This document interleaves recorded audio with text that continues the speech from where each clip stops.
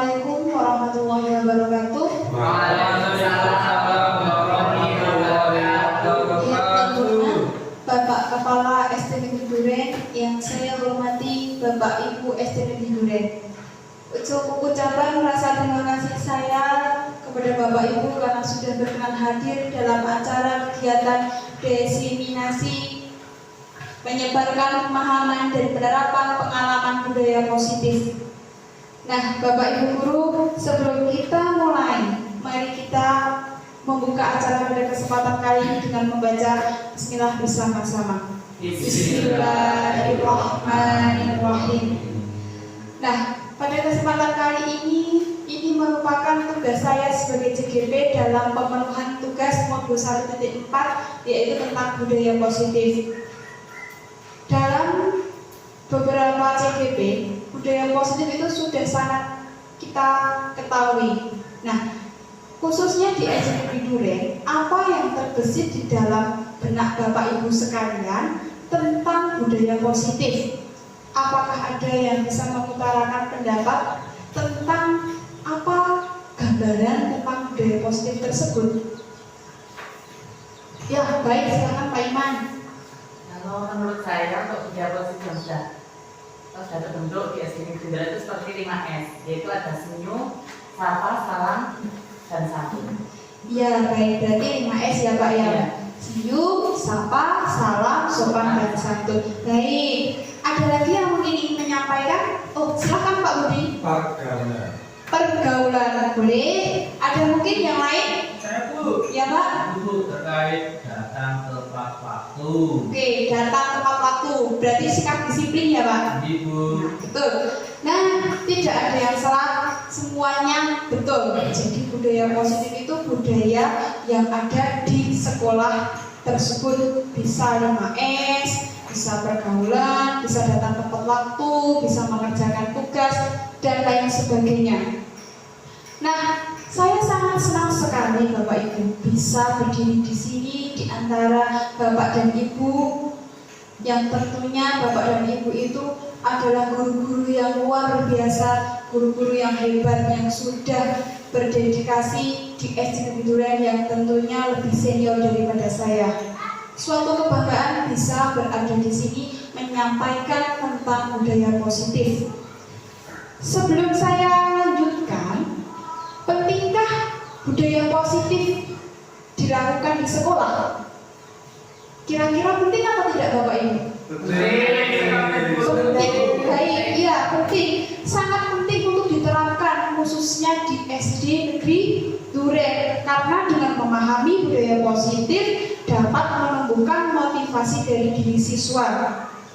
Bukan hanya itu, sebagai guru kita itu tidak hanya sekedar memahami apa itu budaya positif, tetapi sebagai guru kita juga harus membimbing, menuntun siswa tersebut menuju budaya positif dengan cara siswa tersebut harus tahu ketika dia melakukan ini itu timbul motivasi dari diri siswa tersebut.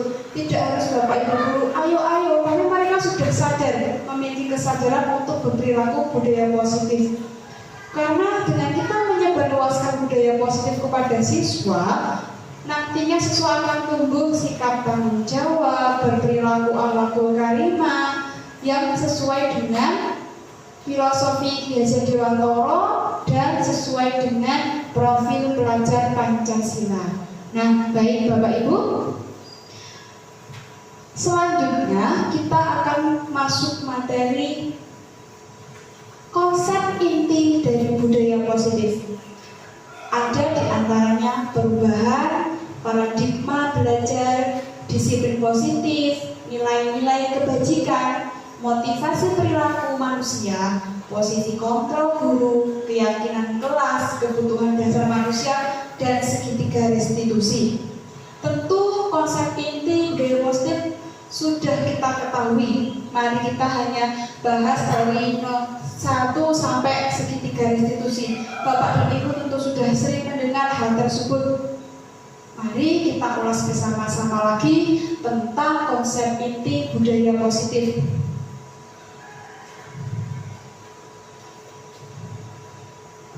Pembelajaran dengan paradigma baru. Ya, pembelajaran dengan paradigma baru merupakan pembelajaran yang dirancang berdasarkan prinsip pembelajaran berdiferensiasi, sehingga para peserta didik belajar sesuai kebutuhannya berdasarkan tahap perkembangan sesuai teori psikologi modern untuk mewujudkan profil pembelajaran Pancasila. Nah, Bapak Ibu guru tentu pernah mendengar kata pembelajaran. Ada yang sudah pernah kita dengar, yaitu pembelajaran berpusat pada murid dan pembelajaran berpusat pada siswa. Untuk hal tersebut, pernahkah Bapak Ibu guru mendengar dan mengetahui apakah perbedaan dari kedua hal tersebut? Kira-kira itu bagaimana pembelajaran berpusat pada guru, pembelajaran dan berpusat pada murid? Adakah yang ingin mengutarakan pendapat tentang hal tersebut? Ya, Pak Iman. Monggo Pak Iman. Sebentar Pak Iman, ini ada. Monggo.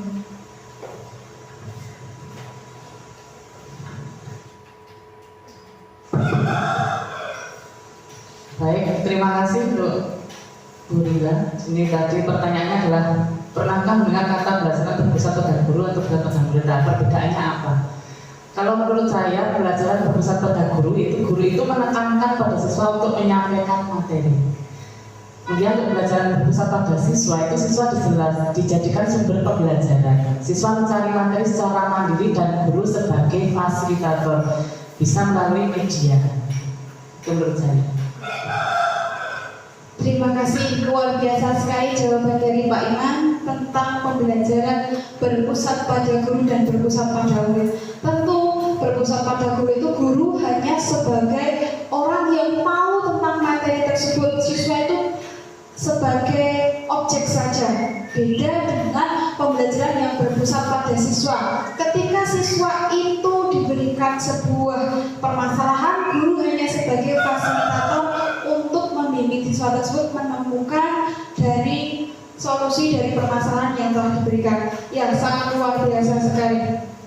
Selanjutnya yaitu miskonsepsi tentang teori kontrol. Ilusi guru mengontrol murid, ilusi bahwa kritik dan membuat rasa bersalah mampu menguatkan karakter, ilusi bahwa semua penguatan positif, efektif dan bermanfaat, ilusi bahwa orang dewasa berhak memaksa. Ini miskonsepsi tentang teori kontrol. Selanjutnya, mengubah paradigma stimulus respon ke pendekatan teori kontrol. Stimulus respon, realitas kebutuhan kita sama. Teori kontrolnya, realitas kebutuhan kita berbeda. Tentu setiap orang itu memiliki kebutuhan yang berbeda-beda. Apalagi siswa di dalam kelas itu mempunyai keunikan yang sangat berbeda-beda, potensi, minat dan bakatnya. Semua orang melihat hal yang sama. Teori kontrolnya, setiap orang memiliki gambaran berbeda. Kita mencoba mengubah orang agar berpandangan sama dengan kita.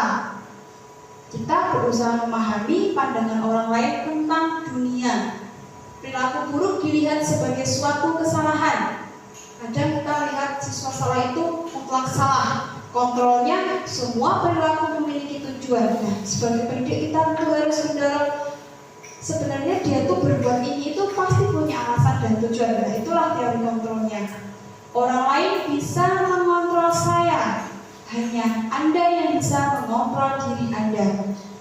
Saya bisa mengontrol orang lain, Anda tidak bisa mengontrol orang lain. Pemaksaan ada pada saat bujukan gagal. Kolaborasi dan konsensus menciptakan pilihan-pilihan baru. Kadang kita itu mengerjakan sesuatu sendiri, kesulitan sendiri. Berbeda dengan ketika kita berkolaborasi, mungkin akan menemukan masalahnya itu apa dan solusinya itu apa secara berkolaborasi. Model berpikir menang atau kalah. Teori kontrolnya model berpikir menang-menang. Disiplin positif, tentu Bapak Ibu sudah mendengar kata disiplin itu apa, positif itu apa. Nah, disiplin itu berasal dari kata disiplina yang artinya belajar. Disiplin mengacu pada disiplin diri.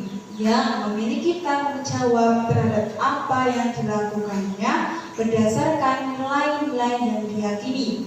Disiplin positif merupakan salah satu cara penerapan disiplin yang bertujuan untuk menumbuhkan kesadaran serta memperdayakan peserta didik tanpa imbalan, penghargaan atau reward, ancaman atau hukuman. Kita sebagai pendidik tujuannya adalah menciptakan peserta didik yang memiliki disiplin diri sehingga mereka berperilaku mengacu kepada nilai-nilai kebajikan universal dan motivasi intrinsik dalam perubahan perilaku ke arah yang lebih baik.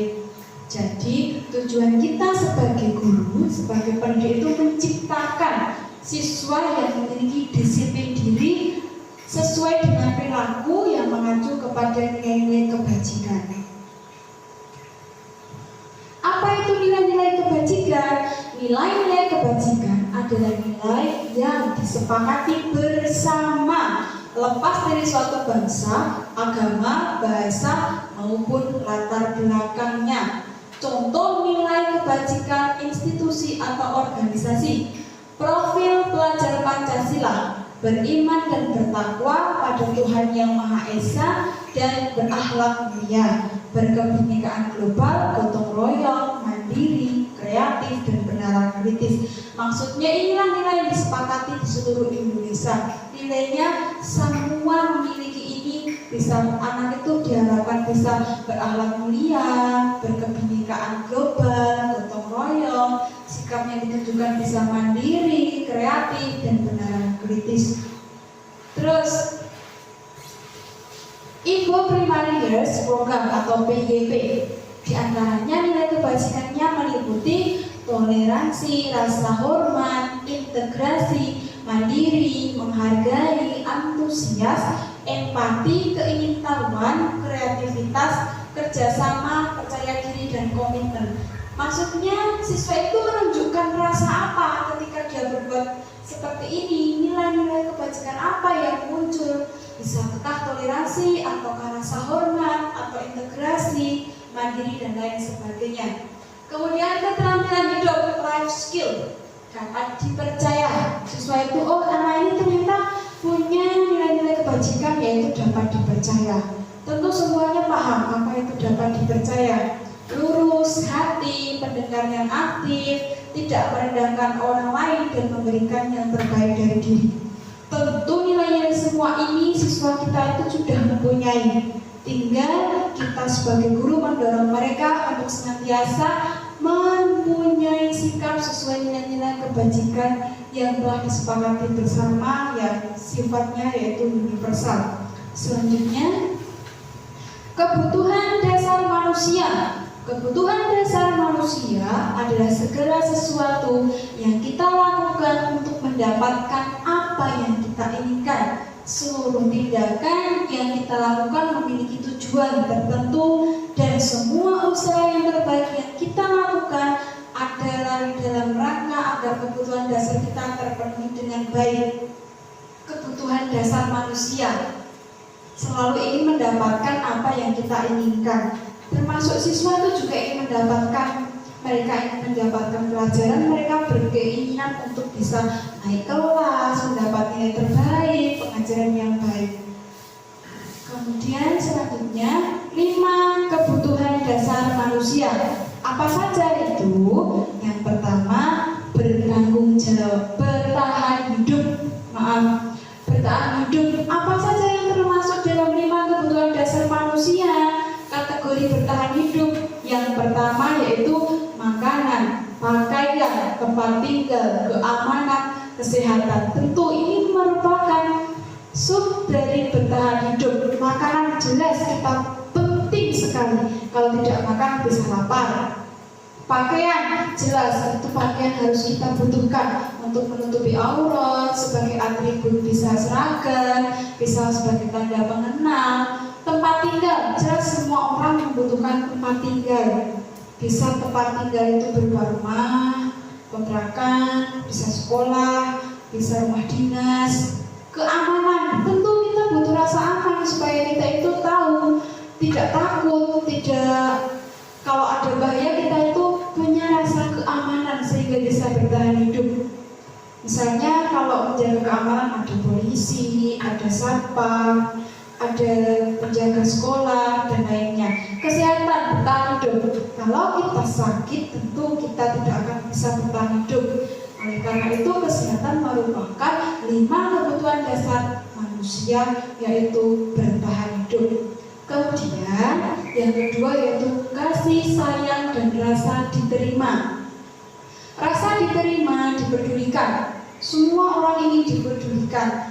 Tidak ada yang ingin diacuhkan. Semua ingin ketika kita memanggil dijawab, ketika kita memberi salam dibalas salamnya. Begitu pula dengan kita, anak-anak kita, mereka juga ingin mendapatkan rasa dipedulikan.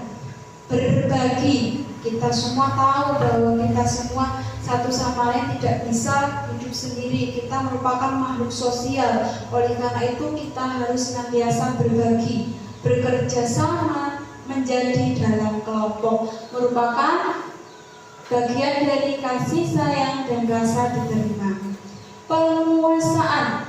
Penguasaan meliputi harga diri, keinginan untuk dianggap, memimpin, berprestasi, diakui dan didengar. Semua orang ingin harga diri, keinginan untuk dianggap dimanapun dia berada. Oh, Pak Mus itu ada di SD Negeri Duren, beliau sebagai guru di kelas 3. Memimpin, semua orang ingin belajar memimpin.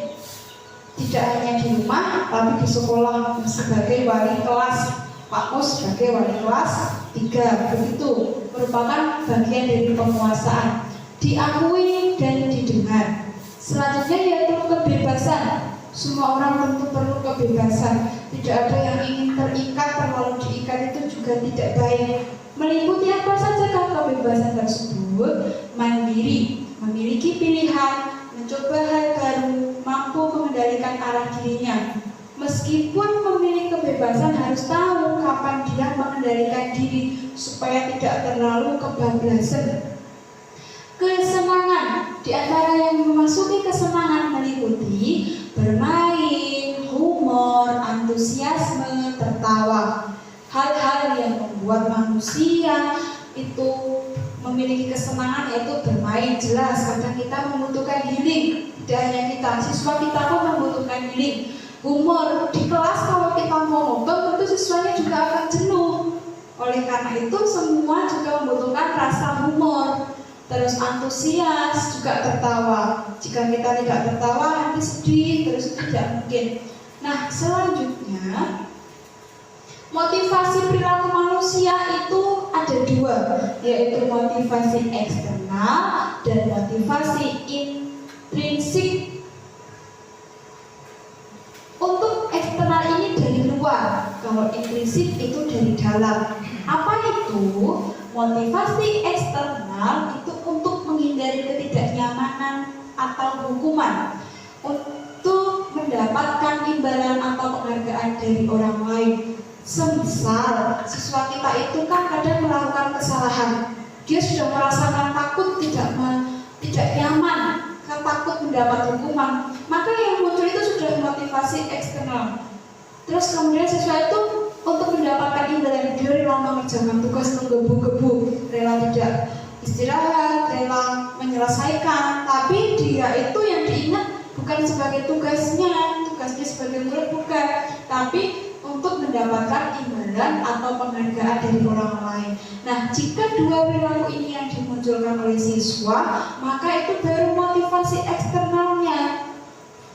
Nah, sebagai pendidik, sebagai guru, kita itu harus memunculkan motivasi intrinsik ini di dalam diri murid.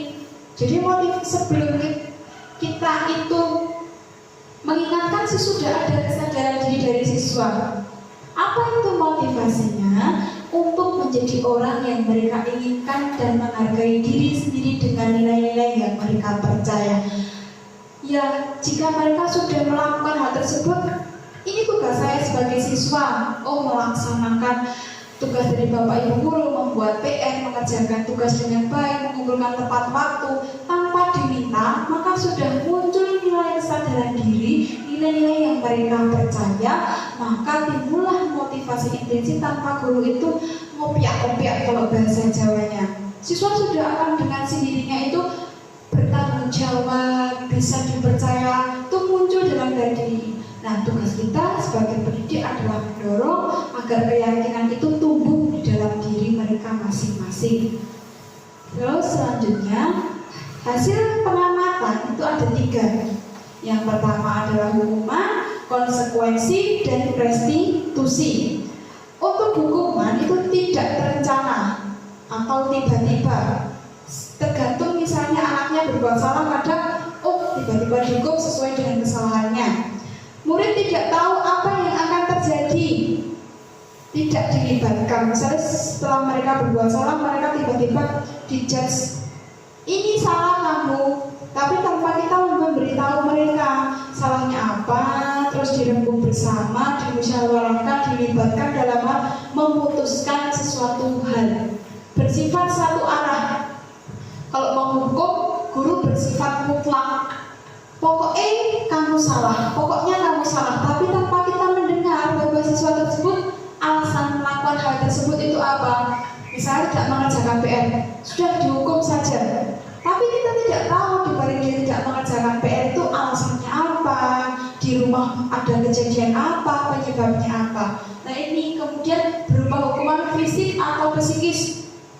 Loh, kamu tidak mengerjakan, kamu malas, kamu dan lain sebagainya.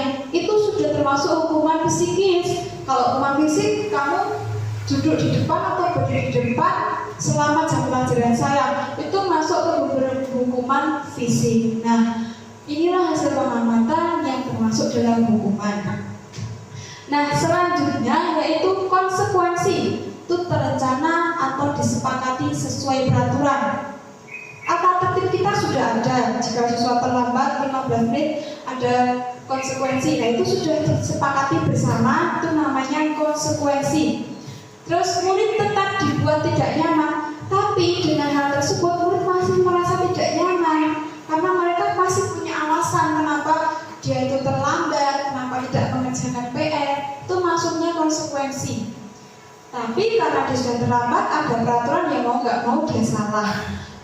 Sikap guru selalu memonitor murid, ayo kamu gini toh, ini termasuk dalam konsekuensi.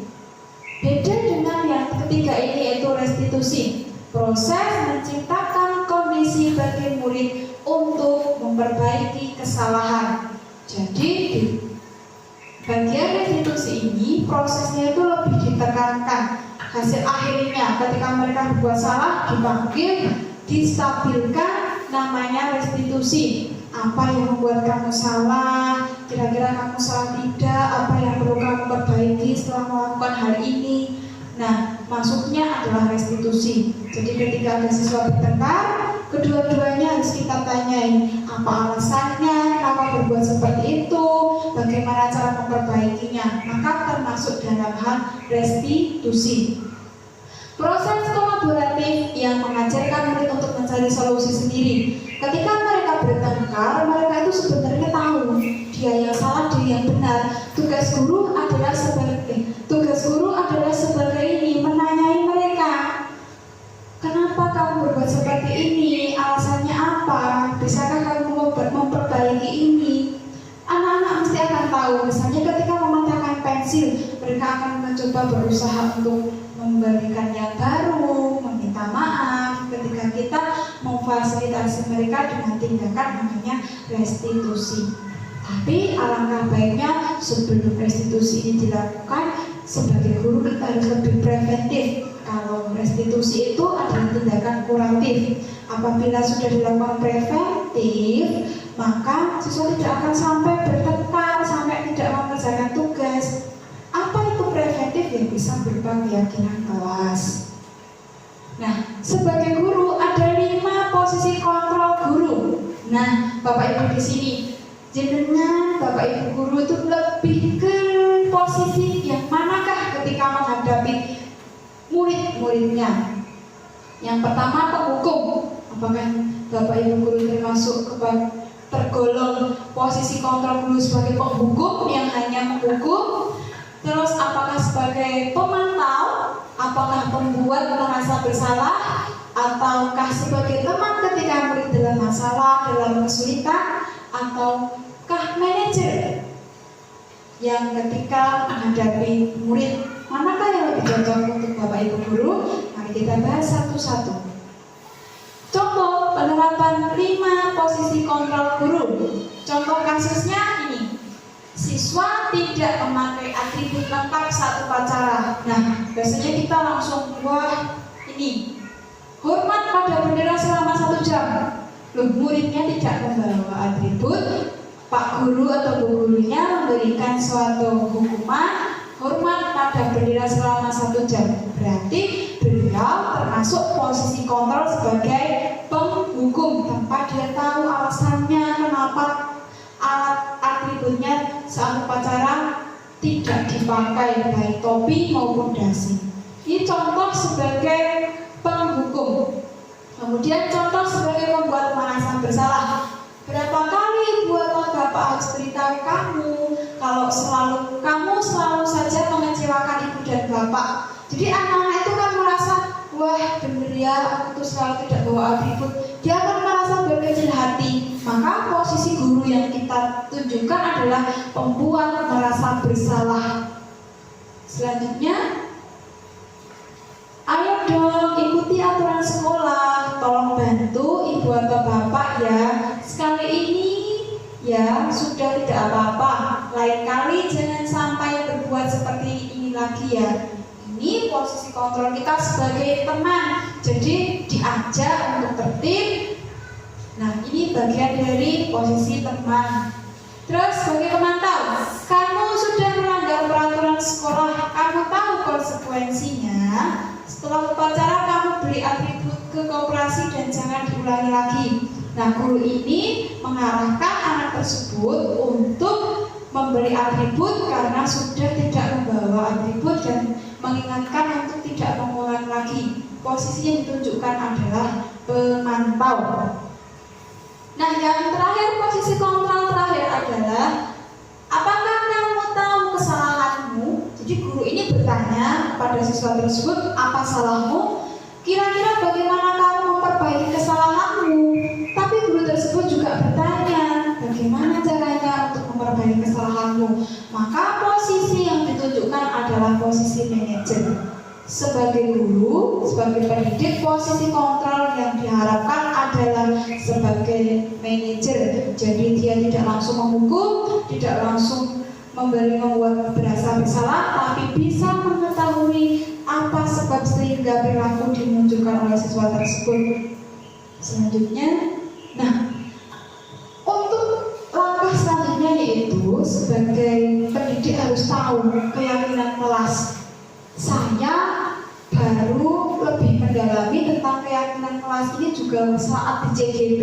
Dulu saya tuh hanya tahunya itu peraturan saja. Jadi dari SD, SMP, SMA sampai kuliah itu ada peraturan. Nah, keyakinan kelas ini baru saya tahu ketika saya itu masuk ke CGB. Mengapa keyakinan kelas? Mengapa bukan peraturan kelas? Nah, apa yang kira-kira terbesit di benak Bapak Ibu? Kenapa harus keyakinan? Kenapa bukan peraturan kelas? Kira-kira, silahkan Bu Eni, monggo.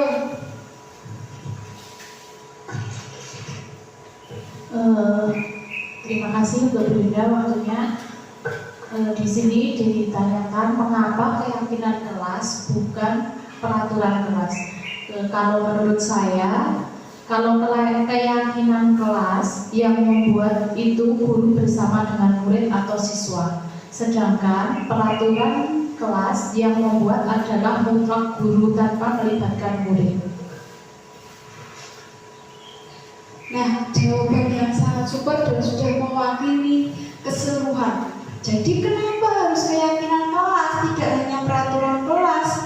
Iya, ketika keyakinan dibuat, itu biasanya dibuat di awal pembelajaran. Jadi siswa dan guru bersama-sama membuat keyakinan kelas dengan bahasa atau nilai-nilai kebajikan yang universal. Bisa saling menghormati, saling memahami, tidak bertengkar. Itu sudah memasuki namanya keyakinan kelas. Datang tepat waktu, istirahat tepat waktu, itu sudah namanya keyakinan kelas. Tetapi ketika peraturan itu sudah tertempel, sudah ada saat siswa tersebut berangkat dan pulang besoknya juga masih ada itu lagi. Itu peraturan itu dibuat oleh Bapak Ibu guru, tapi tanpa melibatkan siswa. Siswa cenderung akan bosan karena Allah hanya itu peraturannya. Tetapi ketika keyakinan kelas itu berbeda, karena guru akan bertanya kepada siswa, kira-kira hari ini kita mau peraturan yang seperti apa. Jadi siswa itu akan membuat bersama guru, dia akan berusaha untuk mematuhinya. Karena dia sadar bahwa dia sudah membuat peraturan, dia akan mematuhinya, menaatinya. Beda dengan peraturan, kadang peraturan dibuat itu mereka malah melanggar. Nah, Bapak Ibu guru, semisal saya mencontohkan begini, kalau lebih menambah pemahaman kita, saat kita mau naik motor, kita itu kira-kira membutuhkan perlengkapan apa saja kan? Apa saja yang kita butuhkan dalam hal naik motor? Ya, apa betul? Helm, ya, helm. Ada yang lain? Masker dulu. Masker, baik Pak Bos. Ada helm, ada masker. Tujuannya apa kita itu memakai helm dan masker? Ya, Pak Mundokan. Tidak ditangkap polisi. Tidak ditangkap polisi, boleh, karena takut ditilang mestinya. Ada yang lain? Selain ditangkap Pak polisi, tujuan yang lebih penting lagi? Ya, Pak, silakan. Keselamatan saat berkendara. Baik. Ini ada dua hal yang harus kita bedakan. Kalau peraturan itu ketika kita tidak bawa helm, mutlak kita akan ditilang. Tapi ketika kita bawa helm, itu jika tujuannya kita itu adalah hal lain selain ditangkap polisi, maka itu adalah keselamatan. Dia yakin kalau pakai helm, pakai masker itu dia akan menjaga kesehatan, tidak terjadi sesuatu pada kepalanya ketika berkendara. Jika sudah timbul keyakinan untuk keselamatan, maka sama halnya dengan keyakinan kelas. Jika keyakinan kelas itu, wah saya yakin jika saya menaati, maka saya akan menjadi pribadi yang berperilaku baik, yang mandiri, yang kreatif, yang sesuai dengan profil pelajar Pancasila. Itu sudah masuk ke dalam motivasi intrinsik. Beda ketika, wah saya takut ditilang kok nanti. Itu beda lagi karena itu sudah masuk motivasi ekstrinsik atau eksternal. Nah, sampai di sini, adakah yang mau bertanya Bapak Ibu atau sudah paham? Bolehkah saya lanjutkan? Boleh. Nah, pembentukan keyakinan kelas. Tadi sudah masuk ke keyakinan kelas, sekarang ke pembentukan keyakinan kelas. Keyakinan kelas yang pertama itu satu, bersifat abstrak, berupa pernyataan universal, dibuat dalam pernyataan positif, tentu supaya siswa itu lebih memahami. Sedikit saja agar mudah diingat, seperti contohnya tadi, saling menghormati. Tidak usah panjang-panjang, siswa tersebut akan paham kata tersebut. Saling menghormati berarti satu sama lain ketika berteman dalam kelas, ketika maju ke depan, diberikan sebuah perhatian, berkepedulian, maka mereka sudah tahu. Terus sesuai dengan kondisi kelas sehingga mudah diterapkan. Tidak mungkin kelas 1 dan kelas 3 itu peraturannya sama ketika membuat keyakinan kelas. Tentu akan berbeda sesuai dengan kondisi kelasnya masing-masing. Semua warga sekolah atau warga kelas dilibatkan saat membuat keyakinan kelas. Iya, jika hanya guru saja yang membuat itu namanya peraturan. Tetapi ketika saya masuk kelas, memberi salam, anak-anak hari ini kita mau membuat pelajaran ini. Tapi ada yang harus kita taati. Nah, itu sudah termasuk ke dalam pembuatan keyakinan kelas. Antara murid dan guru saling terlibat, seperti halnya kita waktu visi dan misi. Jadi kepala sekolah mengajak kita untuk beradu pendapat, menyampaikan apa yang akan menjadi visi kita di sekolah nantinya. Kita dilibatkan, begitu pula dengan siswa ketika di kelas. Kalau di sekolah itu kita kepala sekolah, tapi kalau di kelas itu guru dan murid yang akan membuat keyakinan kelas. Pernahkah Bapak Ibu membuat keyakinan kelas atau baru mendengar keyakinan kelas hari ini? Sudah belum? Belum. Ya, mungkin ini bisa menjadi terobosan baru untuk kita bahwa keyakinan kelas itu membuat kelas lebih kondusif karena siswa akan aktif dan lebih mematuhinya karena mereka lah yang membuat, mereka terlibat dalam pembuatan, beda ketika peraturan. Kalau saya waktu lokal itu sering diajari membuat keyakinan kelas. Jadi satu, tidak boleh membawa HP. Itu jadi HP-nya tuh semuanya dimasukkan ke tas. Datang tepat waktu sebelum pukul ini, masuk tepat waktu sebelum pukul ini. Karena saya merasa terlibat membuat, saya berusaha untuk mematuhi. Mungkin kita bisa menerapkannya waktu di kelas supaya siswa-siswi kita itu juga ikut termotivasi untuk senantiasa mematuhi keyakinan yang telah dibuat. Nah, sampailah di materi namanya segitiga restitusi. Tentu untuk kurikulum Merdeka kita sudah pernah dengar kata segitiga restitusi. Gambar dari segitiga restitusi seperti ini sering disimbolkan dengan segitiga. Apa itu segitiga restitusi? Suatu proses dialog yang dijalankan oleh guru agar dapat menghasilkan murid yang mandiri dan tanggung jawab. Perlu diingat bahwa segitiga restitusi ini adalah tindakan kuratif di akhir, karena dia baru ada masalah, baru diadakan penyelesaian. Tapi kalau yang namanya keyakinan kelas itu adalah tindakan preventif. Sebelum terjadi hal-hal yang tidak kita inginkan, guru dan siswa sudah membuat peraturan di awal pembelajaran. Tapi ketika terjadi sesuatu hal di pembelajaran sampai mungkin ada kesulitan, permasalahan, maka ini sudah masuk dalam kategori segitiga restitusi. Tindakan yang akan dilakukan termasuk kuratif. Apa saja tahapan dalam segitiga restitusi? Yang pertama yaitu menstabilkan identitas. Jadi siswa itu distabilkan dulu, apa yang membuat dia itu terlambat, tidak membuat tugas. Kemudian validasi tindakan yang salah. Apakah tindakan yang kamu lakukan itu sudah benar atau salah? Siswa akan menjawab. Kemudian menanyakan keyakinan. Itu tahapan dari segitiga restitusi.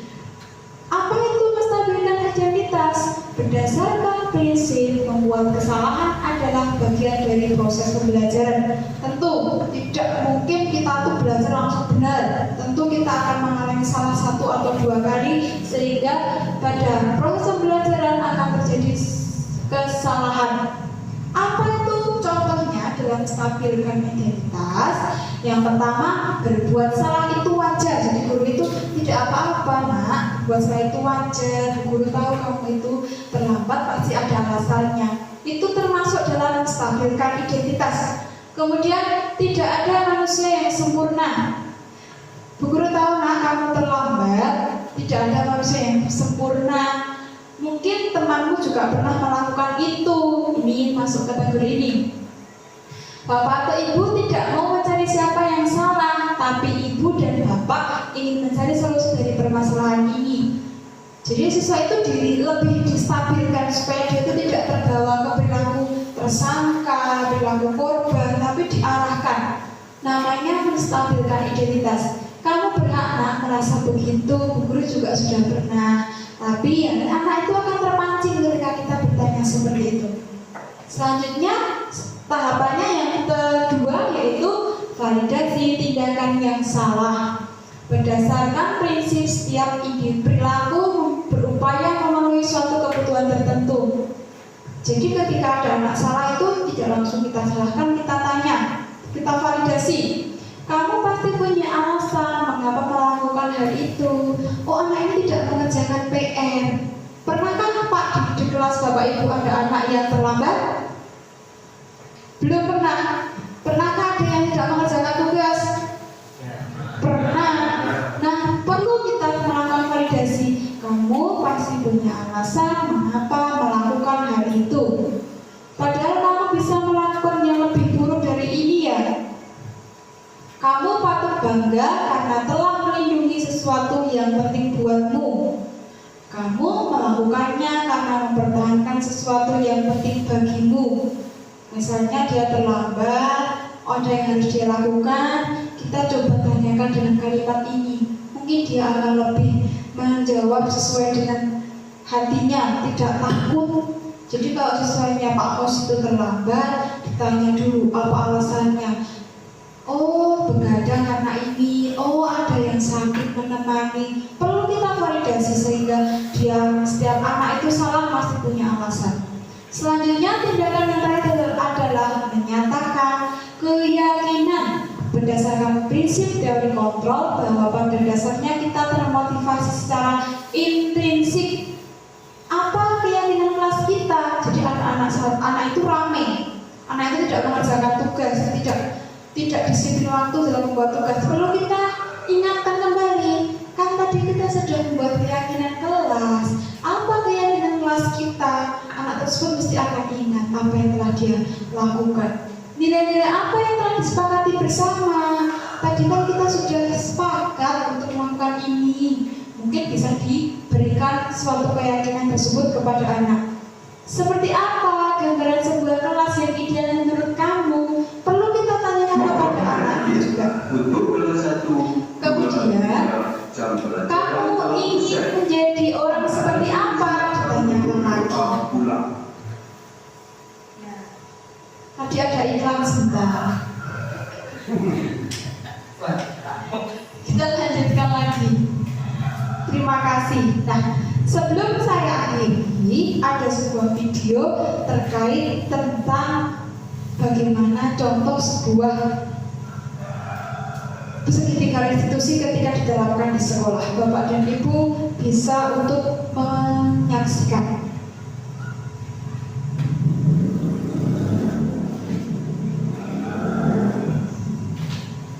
Maaf Pak, saya terlambat. Dani, kamu lagi. Kamu itu nggak kapok-kapok ya? Bapak kasih hukuman, capek Bapak Dani. Langsung aja, sini tangan kamu. Duduk. Aku sama dulu ya Pak. Yes. Kenapa ya? Aku harus ngobrol di kelas lepas.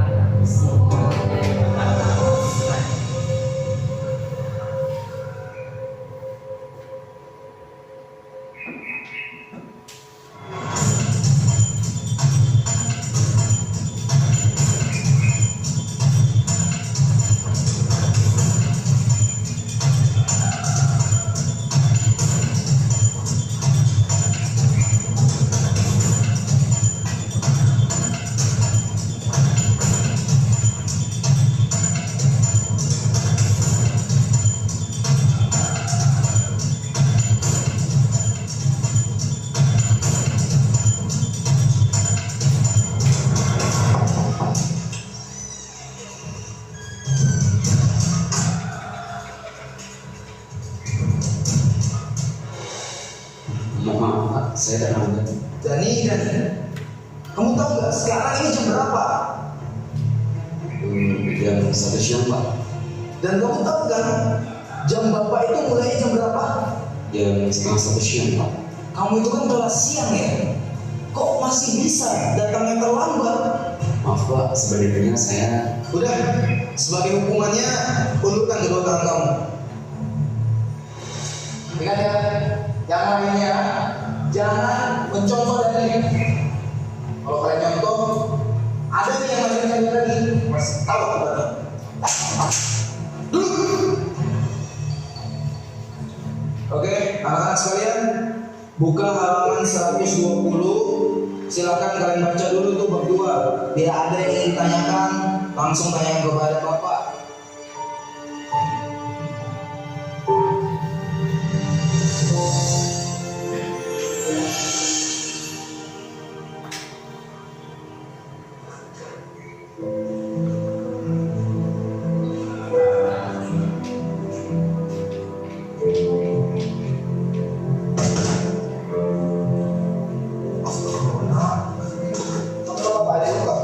Udah dia Pak, gak apa-apa kok. Udah, lain kali kalau saya udah terlambat.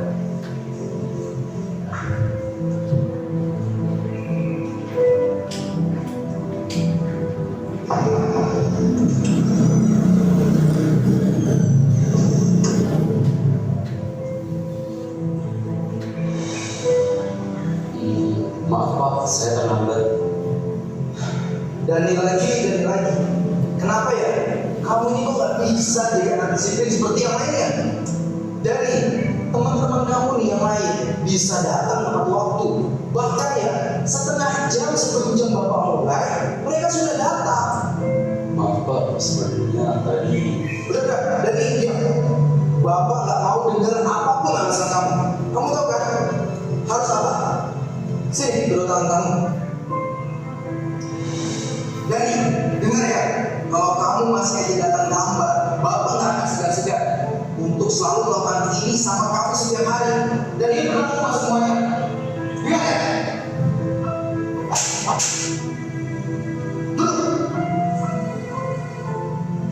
Ya sudah, yang lain perhatikan kembali. Kita lanjutkan pelajaran yang sebelumnya.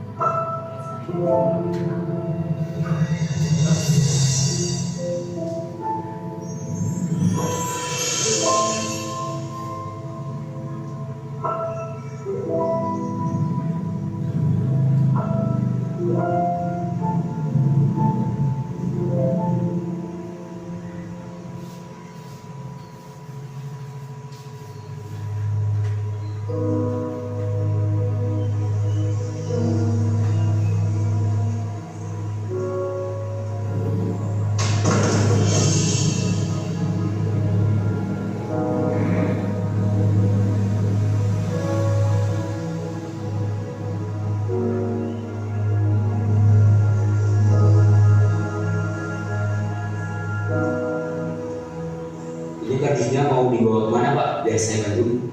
Udah, nggak usah deh. Bapak bisa kok sendiri. Tapi Pak, Bapak kan habis jatuh. Nggak apa-apa, Bapak masih kuat kok.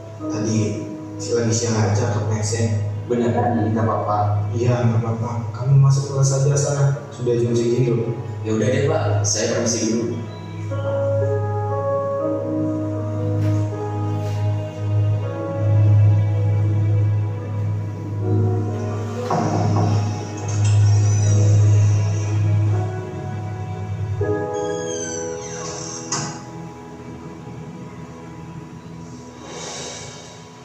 Maaf Pak, saya terlambat. Dani, kamu lagi. Kamu itu nggak kapok-kapok ya, Bapak kasih hukuman. Kamu itu kan masuk siang loh. Kok bisa sampai terlambat seperti ini loh? Maaf Pak, saya. Udah, capek Bapak Dani. Langsung aja, sini tangan kamu.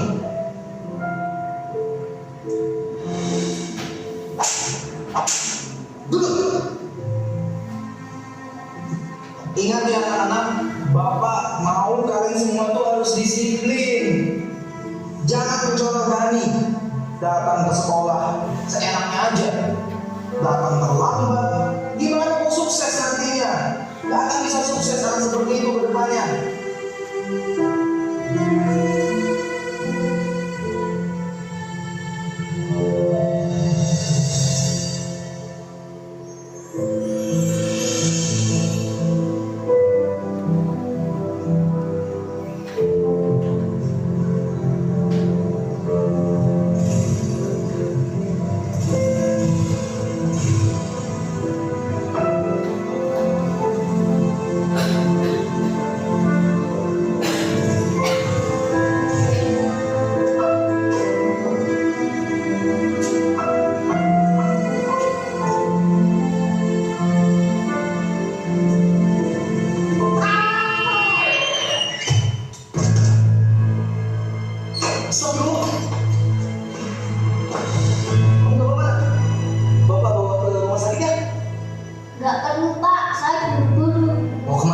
Biar Bapak anterin.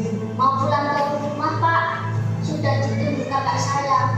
Kalau saya terlambat pulang, kakak saya bisa terlambat sekolah. Ah, terlambat sekolah? Saya pulang dulu Pak, assalamualaikum. Ya udah, Bapak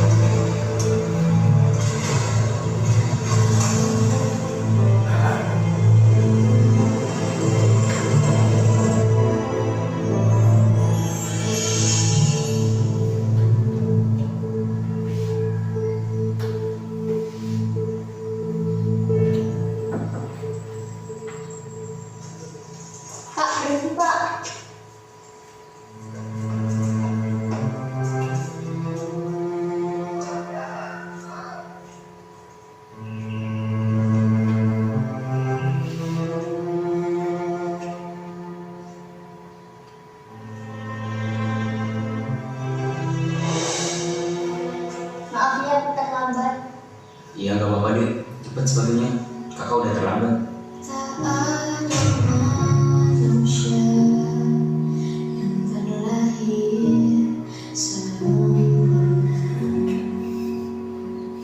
Jangan kau sesali segala yang telah terjadi. Ini kak sepatunya. Loh, itu tangan kamu kenapa deh? Ini tadi habis jatuh kak. Ya Allah, nanti diobatin. Ya kak, ini nanti aku banting. Ya, kakak berangkat dulu ya. Ya kak, hati-hati. Assalamualaikum.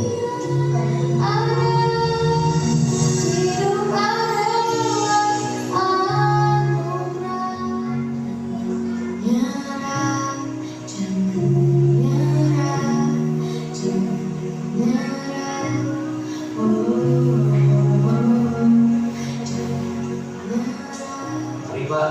Ya, ya, ya.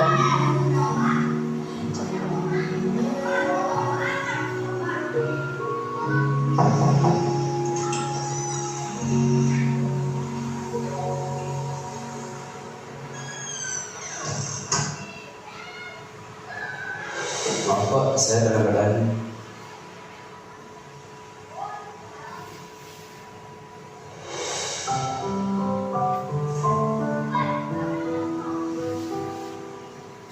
Mas Dani, maafkan Bapak ya.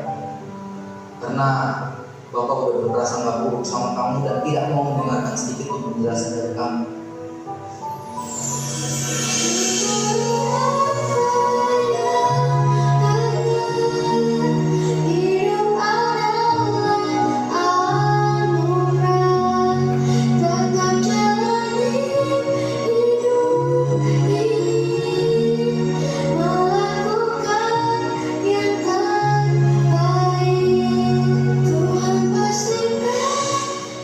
Oh iya Mas Dani, Bapak ada sesuatu buat kamu. Bentar ya. Ini Bapak ada hadiah, mungkin tidak seberapa buat kamu. Tolong diterima ya. apa nih Pak? Ayo, dibuka aja. Kamu lihat aja sendiri. Bapak yakin kamu pasti suka.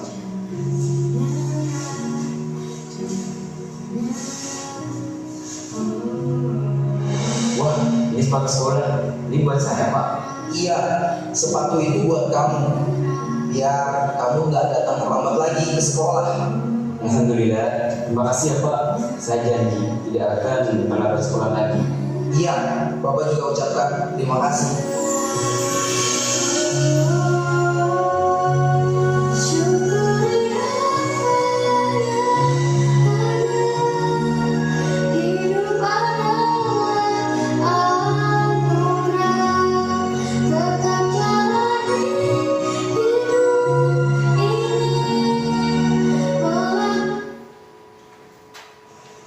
Ya, baik Bapak Ibu. Menurut Bapak atau Ibu, setelah menyaksikan video tentang anak yang buat terlambat ini, posisi guru yang ditunjukkan dalam video tersebut sebagai apa? Pemantau, penghukum, pembuat masalah, manajer atau teman. Kira-kira yang dominasi lebih ke posisi kontrol yang mana? Kira-kira? Penghukum. Ya, betul, penghukum, karena ketika siswanya tersebut terlambat, dia tidak menanyai alasannya, langsung memberikan hukuman, yaitu tangannya langsung dipukul menggunakan penggaris. Kira-kira seharusnya yang dilakukan seorang guru dalam video tersebut apa? Bagaimana langkah-langkahnya? Kira-kira bagaimana Pak Iman? Jika saya bertanya, Pak Iman sebagai guru tersebut apa yang akan dilakukan? Monggo Pak Iman. Baik Bu Rina, kalau menurut saya dari video tadi tentang kalau ada siswa yang datang terlambat, kita seharusnya tanya dulu kenapa alasan dia terlambat. Mungkin kan ada tujuannya dia datang terlambat. Karena kalau perilaku buruk itu kan mungkin tidak semua guru karena mungkin ada tujuannya dia datang terlambat. Mungkin karena ada orang tuanya yang sakit atau kayak tadi kan dia gantian sepatu gitu.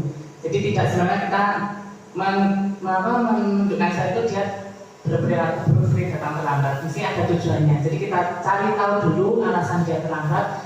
Setelah itu baru kita sadarkan bahwa untuk berdisiplin selalu datang tepat waktu seperti apa keyakinan kelas yang sudah dibuat. Baik, kalau kita urutkan tahapan sesuai segitiga restitusi Pak, kira-kira tahapannya bagaimana Pak? Yang pertama tadi menanyai alasan itu berarti apa? Maksudnya apa? Menurut Pak Imam.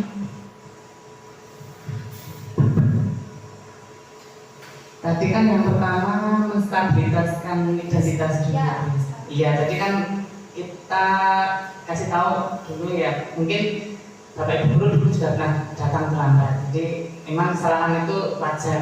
Jadi kita beritahu ke siswa bahwa untuk datang terlambat itu wajar, kita pasti pernah melakukan, tapi ada alasannya dan siswa bisa sadar akan dia datang terlambat itu pasti sudah ada alasannya. Yang pertama itu. Selanjutnya, yang kedua kan kita tanya dulu alasannya terlambat itu apa? Kenapa kamu melakukan itu kok datang terlambat tiap hari? Jadi kita validasi tindakan dia itu tindakan yang salah dan benar itu yang dia lakukan. selanjutnya, selanjutnya kita arahkan siswa itu untuk mengingat kembali apa keyakinan kelas yang sudah dilakukan di kelas. Jadi ada keyakinan kelas yaitu disiplin. Nah, disiplin itu adalah salah satu keyakinan yang dibuat, yaitu kalau terlambat itu berarti dia tidak meyakini akan disiplin. Jadi bisa siswa itu bisa dengan sadar dirinya bisa datang tepat sesuai dengan keyakinan kelas yang telah dibuat. ya baik, terima kasih Pak Inan, super sekali jawabannya. Seharusnya yang dilakukan oleh Bapak tadi, Bapak guru tadi, yang pertama seharusnya ketika mau datang terlambat adalah menstabilkan identitas. Jadi dia harus bertanya, berbuat salah itu wajar atau tidak ada manusia yang sempurna. Jadi siswa tersebut sudah datang itu sudah baik sebetulnya. Tinggal kita mengarahkan menstabilkan identitas. Kamu tidak merasa begitu karena kamu apa? Selanjutnya sebagai guru kita bertanyai, kamu pasti punya alasan mengapa datang ke sekolah terlambat. Betul, memvalidasi tindakan yang salah. Selanjutnya yaitu, tapi kamu terlambat itu apakah kamu menyalahi aturan atau keyakinan kelas? Masih ingatkan dengan yang kita sepakati bersama. Nah, seharusnya itu tahapan-tahapan yang dilakukan oleh guru. Nah, selain sebagai penghukum, kalau di video tadi seharusnya guru tersebut itu sebagai apa? Pada 5 posisi kontrol. Seharusnya manakah posisi kontrol yang dilakukan seorang guru, seharusnya yang mana? Sesuai dengan budaya positif di sekolah kita. Penghukum, apakah betul? Seharusnya kita sebagai penghukum? Salah. Hanya pemantau? Kurang tepat. Pembuat merasa bersalah? Tidak. Apakah hanya sebagai teman? Tidak. Berarti posisi yang baik yang harus dilakukan guru tersebut dalam video seharusnya adalah posisi manajer. Kenapa harus manajer? Jadi Pak guru tadi harus menanyakan, apakah kamu tahu kesalahanmu? Kira-kira bagaimana kamu memperbaiki kesalahanmu?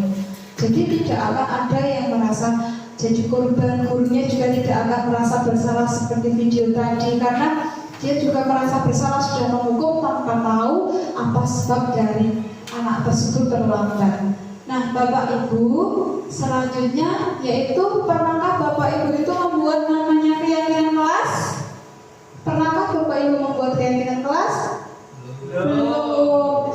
Kalau tidak praktek memang tidak bisa. Tapi sebenarnya Bapak Ibu sudah pernah melakukannya dengan hanya menanyakan kepada anak, hari ini mau pelajaran apa, mau pulang jam berapa, itu sudah termasuk namanya keyakinan kelas. Biasanya kalau saya membuat keyakinan kelas itu, saya membuat memakai kertas post-it. Siswanya akan saya bagi satu-satu.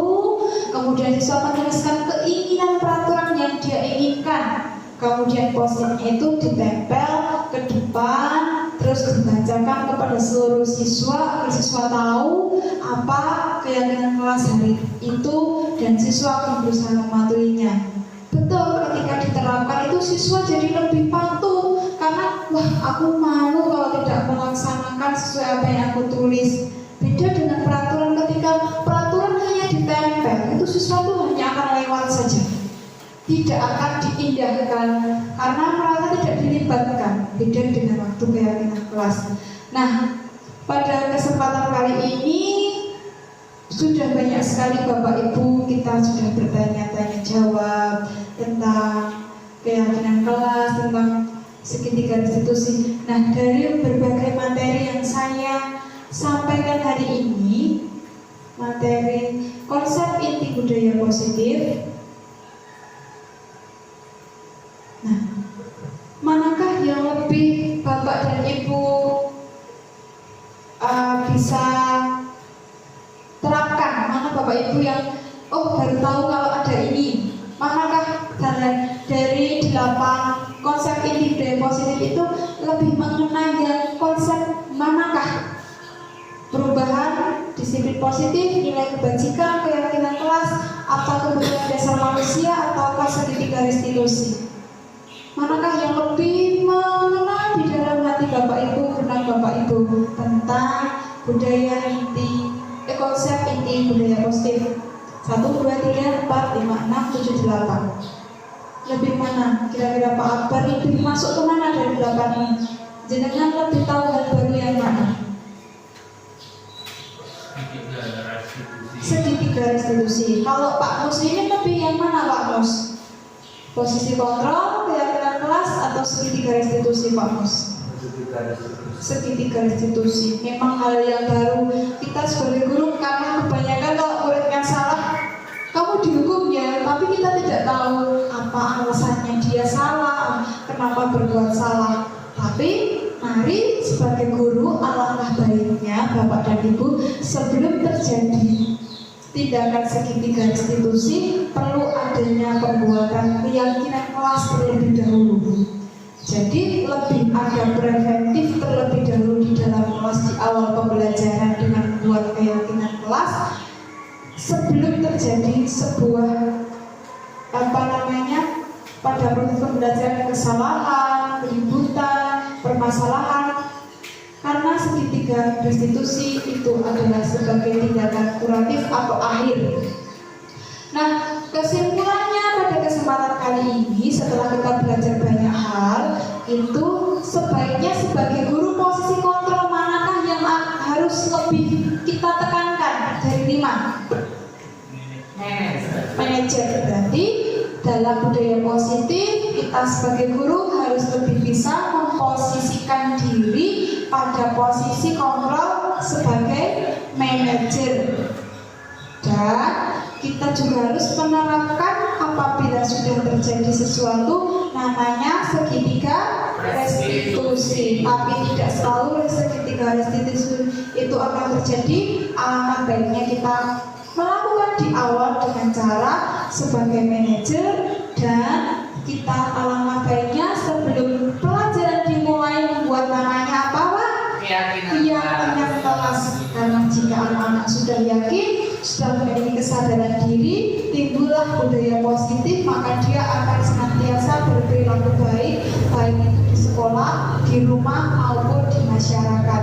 Jadi mereka akan mencoba untuk menaatinya. Dan tumbuhlah jiwa yang sesuai dengan filosofi Ki Hajar Dewantoro dan juga profil pelajar Pancasila. Mungkin cukup sekian yang dapat saya sampaikan. Apabila ada banyak kesalahan dan kekurangan mohon dimaafkan. Semoga bermanfaat. Wassalamualaikum warahmatullahi wabarakatuh.